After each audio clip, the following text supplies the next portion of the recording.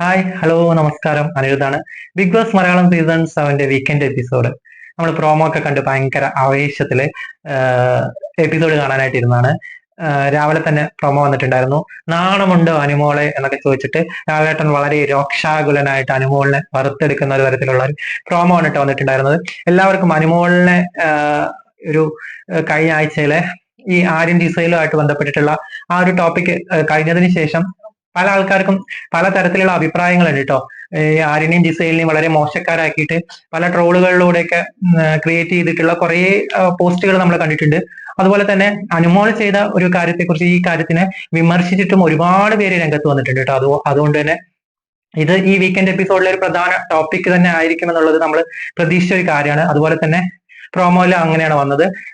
Promo is not എന്താ പറയാ, promise എന്നൊക്കെ പറയുന്നത് പോലെ പ്രൊമോയിൽ പലപ്പോഴും നമ്മൾ ഭയങ്കര ആവേശത്തിൽ കാത്തിരുന്ന സാധനങ്ങളൊന്നും പ്രൊമോ എപ്പിസോഡിൽ കാണാറില്ല കേട്ടോ. പല പല ഭാഗത്തു നിന്നും കട്ട് ചെയ്ത് ഉണ്ടാക്കുന്ന പ്രൊമോ ആണ്. അതുകൊണ്ട് തന്നെ നമ്മൾ എപ്പിസോഡ് കാണുമ്പോൾ ഇതായിരുന്നു ഉണ്ടായിരുന്നത് എന്ന തരത്തിലുള്ള കാര്യങ്ങളാണ് നടന്നിട്ടുള്ളത് ഇതിനു മുൻപൊക്കെ. പക്ഷെ ഒരു പരിധി വരെ പ്രൊമോട് അടുത്ത് ഒരു എന്താ പറയുക, നീതി കാണിക്കാൻ പറ്റിയെന്ന് പറയുന്ന തരത്തിലുള്ള ഒരു എപ്പിസോഡായിരുന്നു കഴിഞ്ഞത് കേട്ടോ. അതായത് അനുമോളിനെ നല്ല രീതിയിൽ കൈകാര്യം ചെയ്തിട്ടുണ്ട്. ഇനി ഒരു ഇതുവരെയുള്ള ഒരു സീസൺസ് മറ്റ് സീസണുകളും വലിയ വലിയ പ്രശ്നങ്ങൾ ഉണ്ടായപ്പോൾ പോലും ഇല്ലാത്ത തരത്തില് ലാലേട്ടൻ വളരെ ദേഷ്യത്തോടു കൂടി അല്ലെങ്കിൽ വളരെ സീരിയസ് ആയിട്ടാണ് കേട്ടോ ഓരോ കാര്യങ്ങളും ചോദ്യം ചെയ്തുകൊണ്ടിരുന്നത്. വളരെ നല്ല കാര്യമാണ്, ഇങ്ങനെ ചെയ്യണം. എങ്കിലേ പ്രോഗ്രാമിനൊരു അല്ലെങ്കിൽ ഹോസ്റ്റിനും എല്ലാവർക്കും ഒരു വിലയും നിലയൊക്കെ ഉള്ളതാണ്. അത് ഈ എപ്പിസോഡിൽ ലാലേട്ടന്റെ പ്രകടനത്തിൽ നമ്മൾ സന്തുഷ്ടരാണ്. കാരണം അനുമോള് അർഹിക്കുന്ന ഒരു കാര്യം തന്നെയാണ് കിട്ടിയത്. പക്ഷെ വേറൊരു കാര്യം എന്ന് പറഞ്ഞു കഴിഞ്ഞാൽ അനുമോൾ അതിലൊന്നും പതറുന്നില്ല എന്നുള്ള കാര്യമാണ്. എന്തെങ്കിലും പറഞ്ഞു കഴിഞ്ഞാൽ അല്ലെങ്കിൽ ലാലേട്ടൻ എന്തെങ്കിലും ചോദിക്കുമ്പോഴോ അല്ലെങ്കിൽ പറയുമ്പോഴോ ഒക്കെ തകർന്ന് തരിപ്പണമായി കണ്ണീര് വന്ന് ഭയങ്കര രീതിയിൽ സീൻ ഉണ്ടാക്കുന്ന അനുമോള് ഈ എപ്പിസോഡിൽ കരയുന്നതായിട്ട് കണ്ടില്ല കേട്ടോ. ഇംപ്രൂവ്മെന്റ് ഉണ്ട്.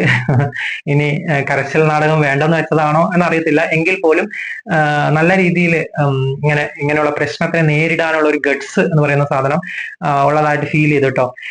അല്ലെങ്കിലും നല്ല വ്യക്തികൾ അല്ലെങ്കിൽ നല്ല രീതിയിൽ എന്താ പറയാ, നല്ല മനുഷ്യര്, എത്തിക്സോടുകൂടി കളിക്കുന്ന മനുഷ്യരൊന്നും ബിഗ് ബോസ് വീടിൽ ജയിച്ചിട്ടില്ല. ആരും രാജാവാക്കിയിട്ടുമില്ല. ഇങ്ങനെയൊക്കെയുള്ള ആൾക്കാരാണ് പല സീസണിലും മുന്നോട്ട് വന്നിട്ടുള്ളതും വിജയിച്ചിട്ടുള്ളതും.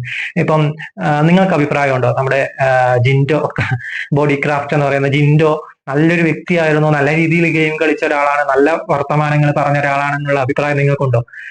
ഉണ്ടാവത്തില്ല. ഒരു 100-ൽ ഒരു 50-ലധികം% ആൾക്കാരും യോജിക്കാത്ത ഒരു ഇങ്ങനെയുള്ള ഒരാൾക്കാണോ ട്രോഫി കൊടുക്കുന്നത് എന്ന തരത്തിൽ ചിന്തിക്കുന്ന തരത്തിലുള്ള ഒരാളാണ് വിന്നർ.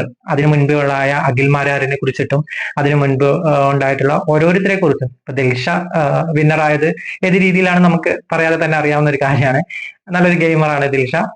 അതിനേക്കാൾ ഉപരി അവിടെ രാജാവായിട്ട് വാഴ്ത്തപ്പെട്ട റോബിൻ രാധാകൃഷ്ണൻ, അതിനു മുൻപ് ഉണ്ടായിട്ടുള്ള എന്താ പറയാ രജിത് കുമാർ, എന്താ പറയാ സാബുമോൻ, എല്ലാവരും ഈ തരത്തില് മറ്റുള്ളവരെ ഒരുമാതിരി തെറി പറഞ്ഞിട്ടും ഒരു ടോക്സിക് ആയിട്ട് ഗെയിം കളിച്ച പലരുമാണ് വിജയിച്ച് കയറിയിട്ടുള്ളത്. അതിപ്പം ഈ സീസണിലേക്ക് വന്നപ്പം അനുമോളായിപ്പോയി എന്നുള്ളതാണ് ഭയങ്കര തെറ്റായിട്ട് കാണുന്ന ഒരു കാര്യം കേട്ടോ. കഴിഞ്ഞ സീസണുകളൊക്കെ കളിച്ച ഒരു ഗെയിം ഒരു പെൺകുട്ടി കളിക്കുന്നു. അതായത് പൊതുബോധത്തിനെ തൃപ്തിപ്പെടുത്തുന്ന, കുലസ്ത്രീ ചമയുന്ന, അല്ലെങ്കിൽ കുടുംബ പ്രേക്ഷകർക്ക് എന്തൊക്കെയാണ് ഇഷ്ടപ്പെടുന്നത് എന്ന് അറിഞ്ഞ് കളിക്കുന്ന ഒരു ഗെയിമറാണ് അനുമോള്. അനുമോളുടെ ഗെയിമിനെ നമുക്ക് എന്താ പറയാ വല്ലാത്ത രീതിയിൽ വിമർശിക്കാൻ കഴിയുന്നില്ല. കാരണം എന്താണെന്ന് പറഞ്ഞാല് ഇതുവരെയുള്ള സീസണുകളൊക്കെ ആണുങ്ങൾ കളിച്ച കളി തിരിച്ച് അനുമോള് കളിക്കുന്നു.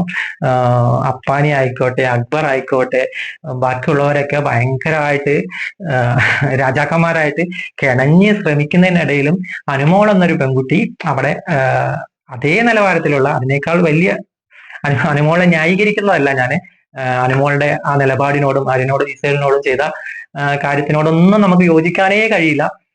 ഇപ്പോഴത്തെ ഈ ഒരു കാലഘട്ടത്തിന് പറ്റിയ ഒരു സാധനമേ അല്ല എന്ന് അടിവരയിട്ട് പറയാം. പക്ഷേ അനുമോള് അവിടെ കളിക്കുന്നത് മുൻ സീസണുകളിലെ ആൾക്കാരെയൊക്കെ കണ്ടു വന്നിട്ടാണ്. അപ്പൊ ഇങ്ങനെയൊക്കെ നിന്ന് കഴിഞ്ഞാൽ ഇവിടെ ആൾക്ക് ഫാൻസ് ഉണ്ടാവും, വോട്ട് കിട്ടും എന്നുള്ള നല്ല ധാരണയുള്ള ഒരാളാണ് അനുമോള്. അത് പുള്ളിക്കാരി കളിക്കുന്നു. അതുപോലെ തന്നെ പുറത്ത് നല്ല സപ്പോർട്ട് ഉണ്ടാവുന്നുണ്ട്. കഴിഞ്ഞ വീക്കിലെ ഏറ്റവും കൂടുതൽ വോട്ടിംഗ് കിട്ടിയ ഒരു വ്യക്തി എന്ന് പറയുന്നത് അനുമോളാണ്. എന്തുകൊണ്ടാണ്? ജനങ്ങൾക്ക് പൾസ് എറിഞ്ഞ് കളിക്കുന്ന ഒരാളായതുകൊണ്ടാണ് അങ്ങനെ കിട്ടുന്നത്. അതിന് കുറ്റം പറയാൻ പറ്റുമോ? PR ആണ്, മറ്റേതാണ്, അങ്ങനെയാണ്, ഇങ്ങനെയാണെന്നൊക്കെ പറയാമെങ്കിലും ജനങ്ങളാണ് വോട്ട് ചെയ്യുന്നത്. ആ ജനങ്ങൾ വോട്ട് ചെയ്യുന്നത് അവരെ തൃപ്തിപ്പെടുത്തുന്ന തരത്തിലുള്ള ആൾക്കാർക്കാണ് അവർ വോട്ട് ചെയ്യുന്നത്. അതിൽ അനുമോൾ വിജയിച്ചതായിട്ടാണ് എനിക്ക് പറയാൻ കഴിയുന്നത്. ഈ സീസണിൽ ഒരു രാജാക്കന്മാരില്ലാതെ ഒരു രാജ്ഞിയായി പോയി എന്നുള്ള കാര്യമാണ്. അത് നമുക്ക് അംഗീകരിച്ചു കൊടുക്കേണ്ടി വരും. താമസിയാതെ ഇനിയുള്ള ആഴ്ചകളിൽ അനുമോൾ എങ്ങനെയാണ് കളിക്കുന്നത്, ഇതേ രീതിയിൽ തന്നെ മുന്നോട്ട് പോകാൻ പറ്റുമോ എന്നൊക്കെ ഉള്ളതിന്റെ അടിസ്ഥാനപ്പെടുത്തിയിട്ട് നമുക്ക് ചെയ്യാം. അനുമോളുടെ കാര്യത്തിൽ ലാലേട്ടൻ വളരെ എന്താ പറയാ റൈസായിട്ട് സംസാരിക്കുന്നുണ്ട്.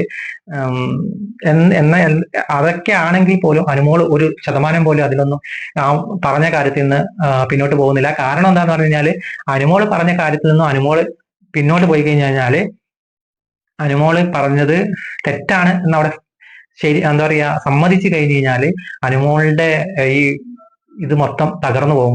ആര്യനും ജിസയിലും തമ്മിലുള്ള വാഗ്വാദത്തിനിടയില് ജിസയില് ജയിലിൽ കിടക്കുന്ന സമയത്തൊക്കെ ജിസയില് അനുമോളിന്റെ അടുത്ത് ചോദിക്കുന്ന ഒരു കാര്യമുണ്ട്. അതായത് ഈ വീക്കെൻഡിൽ ലാലേട്ടൻ വരുന്ന സമയത്ത് ലാലേട്ടൻ നിന്റെ ഭാഗത്താണ്, അതായത് അനുമോളുടെ ഭാഗത്താണ് തെറ്റ് എന്ന് ബോധ്യപ്പെടുത്തി കഴിഞ്ഞു കഴിഞ്ഞാല് അനുമോള് ഈ ഷോ കിക്ക് ചെയ്ത് പോവോ അല്ലെങ്കിൽ സോറി പറയൂ എന്നൊക്കെ ചോദിക്കുമ്പോൾ അനുമോള് അതിനൊന്നും സമ്മതിക്കുന്നില്ല. കാരണം അനുമോള് ഇനി ദൈവം തമ്പുരാൻ മുകളിൽ നിന്ന് വന്ന് ഇറങ്ങി പറഞ്ഞാൽ പോലും ആ കാര്യം സമ്മതിച്ചു കൊടുക്കാൻ പോകുന്നില്ല എന്നുള്ള കാര്യത്തിൽ അനുമോള് നേരത്തെ തന്നെ ഫിക്സഡ് ആണ്. അനുമോളുടെ ഭാഗത്തു നിന്നുള്ള ആൻസറിൽ അനുമോള് ഫിക്സഡ് ആയിട്ട് നിൽക്കുന്നത് കൊണ്ടാണ് അനുമോൾക്ക് ലാലേട്ടന്റെ മുന്നിൽ പോലും ഞാൻ കണ്ടതാണ് എന്ന് തറപ്പിച്ച് പറയാനായിട്ട് കഴിയുന്നത്. ലാലേട്ടൻ അതിൽ എതിർത്ത് എന്തൊക്കെ തന്നെ പറഞ്ഞാലും അനുമോൾ ഇനി അത് മാറ്റി പറയുന്നില്ല, അല്ലെങ്കിൽ അനുമോള് അത് മാറ്റി പറയില്ല എന്നുള്ളൊരു ബോധം ലാലേട്ടനുള്ളത് കൊണ്ടാണ് അത് നീട്ടിക്കൊണ്ടുപോകാതിരുന്നത്. ആ പ്രശ്നം അവിടെ അവസാനിപ്പിച്ചത് കേട്ടോ. എല്ലാവർക്കും ഒരു കോമൺ ആയിട്ടുള്ള ഒരു ശിക്ഷയാണ് കൊടുക്കുന്നത്. അതായത് പരസ്പരം അങ്ങോട്ടും ഇങ്ങോട്ടും, അതായത് വേറൊരാളുടെ വസ്ത്രങ്ങൾ ഒരാഴ്ച എങ്ങാണ്ട് വാഷ് ചെയ്ത് കൊടുക്കുക. അതായത് അനുമോള് ജിസേലിന്റെയോ അല്ലെങ്കിൽ മറ്റാരുടെയെങ്കിലൊക്കെ ഡ്രസ്സ് ഓരോ കണ്ടസ്റ്റന്റും വീട്ടിലുള്ള എല്ലാവർക്കുമായിട്ടാണ് പണിഷ്മെന്റ് കൊടുക്കുക. അനുമോൾക്ക് മാത്രമായിട്ടല്ല അവിടെ പണിഷ്മെന്റ് കൊടുക്കുന്നത് എന്നുള്ള കാര്യം കൂടി നമ്മൾ ഓർക്കേണ്ട ഒരു കാര്യമാണ്. ആ ഒരു വിഷയത്തിൽ ഇടപെട്ടിട്ടുള്ള അനുമോളാണ് പറഞ്ഞതെങ്കിലും അതിൽ ഇടപെട്ടിട്ടുള്ള എല്ലാവർക്കും, ജിഷിനും മസ്താനിക്കും ഒക്കെ, മസ്താനീനെ ഒരു എന്താ പറയുക, മസ്താനിനെ ഒക്കെ എല്ലാവരെയും പറയുന്നുണ്ട്. അതിനിടയ്ക്ക് ഈ പ്രശ്നങ്ങൾക്കിടയിൽ ഞാൻ നിങ്ങളുടെ വീട്ടിലേക്ക് വരുന്നില്ല എന്നാണ് വിചാരിച്ചത്, പക്ഷെ ഓണമല്ലേ വരാതിരിക്കുന്നത് എങ്ങനെ എന്നുള്ള രീതിയിൽ ലാലേട്ടൻ വരുന്നുണ്ട്. വന്നിട്ട് എല്ലാ കാര്യങ്ങളും ഇങ്ങനെ സംസാരിച്ച് ഓണത്തിനെ കുറിച്ചൊക്കെ സംസാരിച്ച് അക്ബറിന്റെ ഒരു പാരഡി ഗാനം, വീട്ടുകാരെ കുറിച്ചിട്ടൊക്കെ പറയുന്ന ഒരു പാരഡി ഗാനമുണ്ട്. പിന്നെ ലേഡീസിന്റെ ഒരു തിരുവാതിര. അത് കഴിഞ്ഞിട്ട് ലാലേട്ടൻ ചോദിക്കുന്നുണ്ട്, രേണു എന്റെ കൂടെ പോരുന്നു, കുറെ ദിവസങ്ങളായിട്ട് രേണു ഇങ്ങനെ പറഞ്ഞുകൊണ്ടിരിക്കുകയാണല്ലോ എന്നെ പുറത്തു വിടൂ, എന്നെ പുറത്തു വിടുന്നു. അപ്പം പുറത്തുള്ള ജനങ്ങളും വിചാരിക്കുന്ന രേണുവിനെ ഞങ്ങൾ ഇവിടെ അടച്ചിട്ടേക്കാണ്, ആ പാവത്തിനെ വിടുന്നില്ല എന്നൊക്കെ പറഞ്ഞ് പുറത്തും പ്രശ്നമുണ്ട്. അതുകൊണ്ട് രേണു ഇപ്പം എന്റെ കൂട്ടത്തിൽ വരാം എന്ന് പറഞ്ഞ് രേണുവിനെ ലാലേട്ടൻ വിളിച്ചു കൊണ്ടുപോവുകയാണ് പുറത്തേക്ക്. എവിക്റ്റ് ആണ് കേട്ടോ. എവിക്റ്റ് എന്ന് പറയാൻ പറ്റത്തില്ല, വാക്കൗട്ട് എന്നേ പറയാൻ പറ്റുള്ളൂ. കാരണം രേണു സുധീന് നല്ല രീതിയിൽ വോട്ടിംഗ് ഉണ്ട്, ജനങ്ങളുടെ പിന്തുണയുണ്ട്. അതുകൊണ്ട് തന്നെ അതിനെ എവിക്ഷൻ എന്ന് പറയാൻ പറ്റത്തില്ല, വാക്കൗട്ട് എന്നേ പറയാൻ പറ്റുള്ളൂ. ഏഷ്യനെറ്റിന്റെ പേജിൽ തന്നെ അങ്ങനെയാണ് കാണിക്കുന്നത്. എവിക്ഷൻ അല്ല, വാക്കൗട്ടാണ്. കാരണം എവിക്റ്റ് ചെയ്യുക എന്ന് പറയുന്നത്, പുറത്താക്കുക എന്ന് പറയുന്നത് വോട്ട് ജനങ്ങളുടെ പിന്തുണ ഇല്ലാത്തവരെയാണ് പുറത്താക്കുന്നത്. ഇത് രേണുസുതി അങ്ങനെയല്ല. രേണുസുതിക്ക് അവിടെ വീട്ടിൽ നിൽക്കാൻ പറ്റുന്നില്ല, തീരെ കഴിയുന്നില്ല എന്നതുകൊണ്ട് അവര് സ്വയം തീരുമാനിച്ച് പുറത്തിറങ്ങുന്നതാണ്. കാര്യം നമുക്ക് എവിക്ഷൻ എന്ന് പറയാൻ പറ്റത്തില്ല, വാക്കൗട്ട് എന്നേ പറയാൻ പറ്റത്തുള്ളൂ. പുറത്ത് രേണുസുധീനെ നെഗറ്റീവ് പറയുന്നവര് എന്തൊക്കെയോ പറയുന്നുണ്ട്. അങ്ങനെ ഭയങ്കര ഹാപ്പിയാണ് പലരും. കുറെ ഞാൻ ടൈം ലൈനിലൊക്കെ കുറെ പേരുടെ പോസ്റ്റുകളും കാര്യങ്ങളൊക്കെ കണ്ടിട്ടുണ്ടായിരുന്നു. അതിനകത്ത് മെയിനായിട്ട് പഴയൊരു ബിഗ് ബോസിൽ തന്നെ വന്നിരുന്ന ഒരു പുള്ളിക്കാരിയൊക്കെ ഭയങ്കര സന്തോഷത്തിൽ പോസ്റ്റ് ഇട്ടിട്ടുണ്ട് കേട്ടോ. താങ്ക് യു ബിഗ് ബോസ് എന്നൊക്കെ പറഞ്ഞിട്ട്. നമുക്ക് കാണുമ്പോൾ എന്തോ വല്ലാത്ത ഇറിറ്റേറ്റ് ആവുന്നുണ്ട്. കാരണം രേണുസുതി എന്ന കണ്ടസ്റ്റന്റിനെ കുറിച്ച് നമ്മൾ പറയുകയാണെങ്കിൽ അവിടെ വളരെ ജെന്യുവൻ ആയിട്ട് നിന്ന, അല്ലെങ്കിൽ എന്താ പറയാ ഫേക്ക് അല്ലാതെ ജെന്യുവൻ ആയിട്ട് ഒരു കണ്ടസ്റ്റന്റ് നിന്നിട്ടുണ്ടെങ്കിൽ അത് അടിവരയിട്ട് പറയാൻ പറ്റുന്ന ഒരാൾ രേണുസുതി എന്നാണ് കേട്ടോ.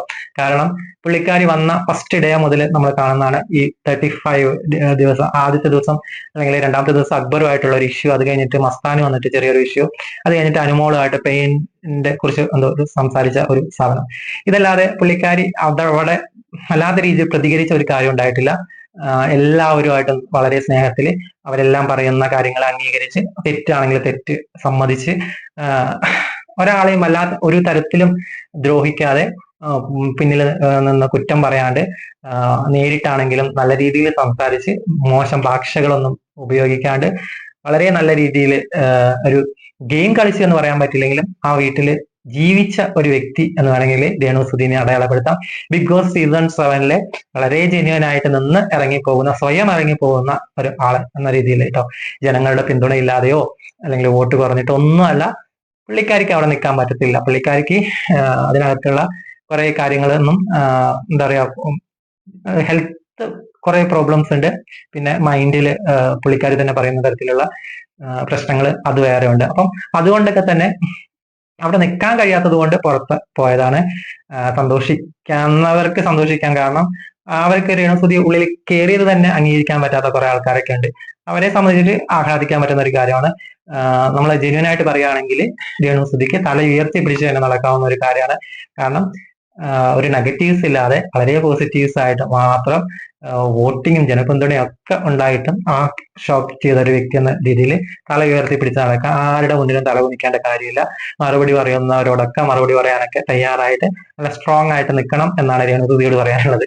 പിന്നെ മെയിനായിട്ട് അത് കഴിഞ്ഞിട്ട് വേറൊരു എവിക്ഷൻ ഉണ്ടായിരുന്നു.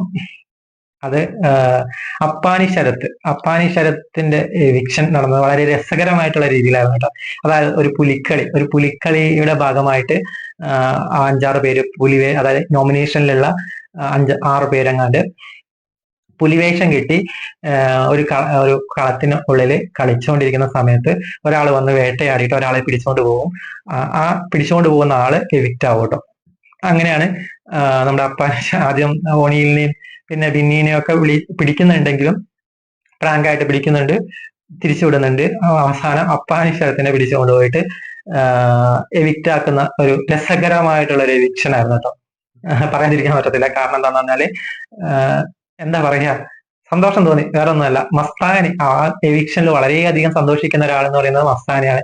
കാരണം മസ്താനിനെ കഴിഞ്ഞ ദിവസം വളരെ ബാഡ് ആയിട്ടുള്ള ഒരു തെറി അപ്പാനി ശരത്ത് വിളിക്കുന്നുണ്ട്.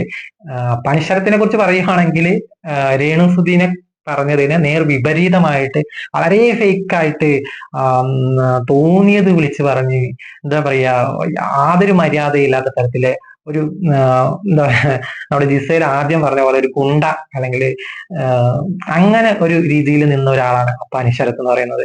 നമുക്ക് ഒരിക്കലും അക്സെപ്റ്റ് ചെയ്യാൻ പറ്റാത്ത തരത്തില് ജനങ്ങളുടെ മൈൻഡില് പുള്ളിക്കാരന്റെ വിചാരം കുറച്ച് തെറി പറയുന്ന ആൺപിള്ളേരെയൊക്കെ മലയാളികൾക്ക് ഇഷ്ടമാണ് എന്നുള്ള തരത്തിലൊക്കെയാണ് പുള്ളിക്കാരൻ ധരിച്ചു വെച്ചേക്കുന്നത്.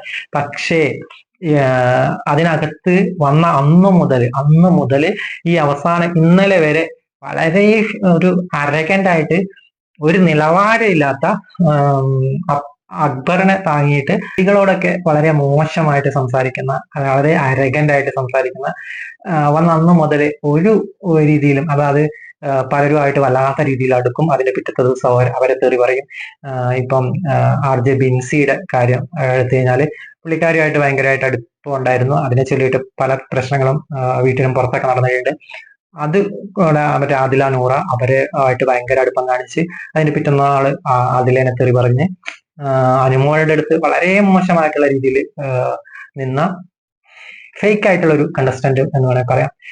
ഒട്ടും ജെന്യൂനിറ്റി ഇല്ല. കാരണം അങ്ങനെയുള്ള ഒരാൾക്ക് അതിനകത്ത് ഇങ്ങനെ പ്രതികരിക്കാനായിട്ട് കഴിയും. ഒരു ദിവസം പോയിട്ട് നന്നായിട്ട് സംസാരിക്കുക, അവർക്ക് ചോറ് വാരി കൊടുക്കുക, അതിന്റെ പിറ്റന്നാൾ അവരെ തന്തയ്ക്ക് വിളിക്കുക, തെറി പറയുക എന്നൊക്കെ പറയുന്നത് ഒട്ടും ജെന്യൂൻ ആയിട്ട് ഫീൽ ചെയ്യാത്ത, അഭിനയിക്കുമായിരുന്നു കൂടുതലായിട്ടുണ്ടായിരുന്നത്. അവിടെ നിൽക്കാൻ വേണ്ടിയിട്ട് ഓവറായിട്ട് എന്തോ കയ്യിൽ നിന്ന് ഇടുന്ന പോലെയാണ് ഫീൽ ചെയ്തത്. കാരണം അപ്പാനി ശരത്ത് ഇത്രയും മോശക്കാരനാണ് പുറത്ത് എന്ന അഭിപ്രായം എനിക്കില്ല. ആ ഗെയിമിന് വേണ്ടിയിട്ട് എന്താ പറയുക, ഇങ്ങനെയൊക്കെ നിന്നാലാണ് ബിഗ് ബോസിൽ രക്ഷപ്പെടുക എന്നുള്ളൊരു ചിന്താഗതിയായിട്ട് വന്ന് കളിച്ച ഒരാളെ ആയിട്ടാണ് ഫീൽ ചെയ്തത് കേട്ടോ. അപ്പം എവിക്ഷൻ എന്ന് പറയുന്നത് അൺഫെയർ ഒന്നുമല്ല, ഫെയർ ആയിട്ടുള്ള ഒരു എവിക്ഷൻ തന്നെയാണ്. അപ്പാനി ശരത്ത് എന്തുകൊണ്ടും പുറത്തു പോകാനായിട്ട് യോഗ്യതയുള്ള കണ്ടസ്റ്റന്റ് തന്നെയാണ്. വോട്ടിന്റെ കുറവ് കൊണ്ട് തന്നെയാണ് പുറത്തു പോയത്. അല്ലാണ്ട് അൺഫെയർ ആയിട്ടുള്ള ഒരു എവിക്ഷൻ ആയിട്ട് നമുക്ക് തോന്നിയിട്ടില്ല കേട്ടോ. നമുക്കല്ല, പൊതുവെ ബിഗ് ബോസ് സ്ഥിരമായിട്ട് കാണുന്ന ലൈവും എപ്പിസോഡൊക്കെ കറക്റ്റായിട്ട് കാണുന്ന ആർക്കും അപ്പാനി ശരത്തിനെ സപ്പോർട്ട് ചെയ്യാൻ തോന്നുന്ന ഒരു ഘടകം പോലും ഇല്ല. അയാളുടെ ക്യാരക്ടറിലായിക്കോട്ടെ, ഗെയിമിലായിക്കോട്ടെ, ഒന്നിലും ഇല്ല എന്ന് വേണമെങ്കിൽ പറയാം. പിന്നെ സ്വാഭാവികമായിട്ടും ഇതിനെ സപ്പോർട്ട് ചെയ്യുന്ന കുറച്ച് വിഭാഗം ആൾക്കാരുണ്ടാവും എന്നുള്ളത് കൊണ്ട് പുള്ളിക്കാരൻ കുറച്ച് നാൾ നിന്നു എന്ന് വേണമെങ്കിൽ പറയാം. അത്രേ ഉള്ളൂ. അല്ലെങ്കിൽ രണ്ടാമത്തെ ആഴ്ച മൂന്നാമത്തെ ആഴ്ചയൊക്കെ പുറത്തു പോകേണ്ട ഒരു കണ്ടസ്റ്റന്റ് ആയിരുന്നു. എവിക്ഷൻ കഴിഞ്ഞിട്ട് മസ്താനി ഭയങ്കരമായിട്ട് താങ്ക് യു ബിഗ് ബോസ്, എന്നെ തെറി പറഞ്ഞതിന് പുള്ളിക്കാരനെ എവിക്റ്റ് ആക്കിയതിന് നന്ദി എന്നൊക്കെ പറഞ്ഞ് തുള്ളിച്ചാടുന്നുണ്ട്. നമ്മുടെ ഡോക്ടർ ബിന്നി വന്നിട്ട് അതിനെ എതിർക്കുന്നുണ്ട്. ഇതൊക്കെ ഒരു പ്രോസസ്സാണ്, അല്ലാണ്ട് നിന്നെ തെറി പറഞ്ഞതുകൊണ്ടല്ല പുറത്തായത് എന്നൊക്കെ പറഞ്ഞ് ബിന്നി ന്യായീകരിക്കുന്നുണ്ട്. എന്തൊക്കെ തന്നെയാണെങ്കിലും നല്ലൊരു എവിക്ഷൻ ആയിരുന്നു. അങ്ങനെ നിലവാരമില്ലാതെ ഗെയിം കളിക്കുന്നവരൊക്കെ പുറത്തു പോട്ടെ. അപ്പം അടുത്ത ദിവസത്തെ വിശേഷങ്ങളുമായിട്ട് ഞാൻ വീണ്ടും വരാം. അനിരുദ്ധ്.